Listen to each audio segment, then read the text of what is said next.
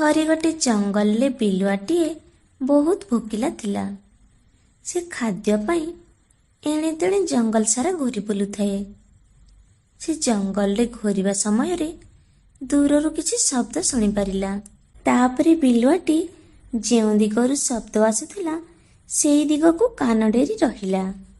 ଗୋଟିଏ ଢୋଲଟାଏ କୋଉଠୁ ଗଡ଼ି ଗଡ଼ି ଆସି ଗୋଟିଏ ଗଛ ଦେହରେ ପିଟି ଶବ୍ଦ ହେଉଥିଲା। ବିଲୁଆ ସେ ଢୋଲକୁ ଦେଖି ତା ପାଖକୁ ଆସିଲା। ଢୋଲ ଏମିତି ଶବ୍ଦ କରୁଥିବା ଦେଖି ବିଲୁଆଟି ବହୁତ ଡରିଗଲା। ଆଉ ବିଲୁଆଟି ଡରରେ ପୁଣି ଫେରିକି ଚାଲି ଯାଉଥିଲା। ବିଲୁଆଟି ମନେ ମନେ ଭାବୁଥାଏ, କି ଭୟଙ୍କର ଜନ୍ତୁରେ ଇଏ, ଏମିତି କାହିଁକି ଶବ୍ଦ କରୁଛି? ମତେ ତ ବହୁତ ଡର ଲାଗୁଛି।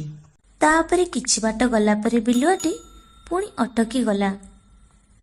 ବିଲୁଆଟି ପୁଣି ଥରେ ଭାବିଲା, କୌଣସି ବିଷୟରେ ସତ କଥା ନ ଜାଣି ଏମିତି ଡରି ପଳାଇବା ଜମା ବି ଠିକ ନୁହଁ।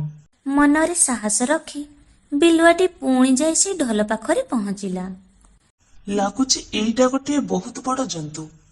ୟାକୁ ଯଦି ମୁଁ କେମିତି ଉପାୟ କରି ମାରି ଦିଅନ୍ତି, ତାହେଲେ ମୁଁ ଘରେ ବସି 5-6 ଦିନ ଯାଏ ମାଂସ ଖାଇଥାନ୍ତି।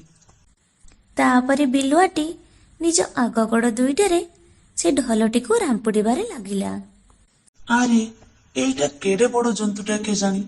ଏହା ଚମଡା ଏତେ ଟାଣ ଯେ ଯେତେ ରାମ୍ପୁଡିଲେ ମଧ୍ୟ ତା ଚମଡା ଟିକେ ବି ଛିଡୁନି।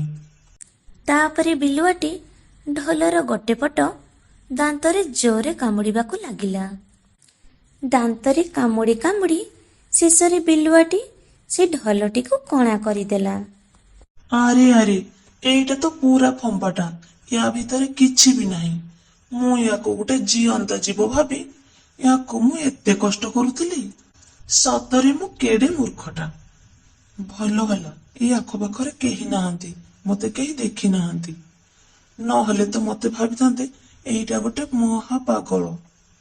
ତାପରେ ବିଲୁଆଟି ମନ ଦୁଃଖରେ ସେଠାରୁ ଫେରି ଆସିଲା।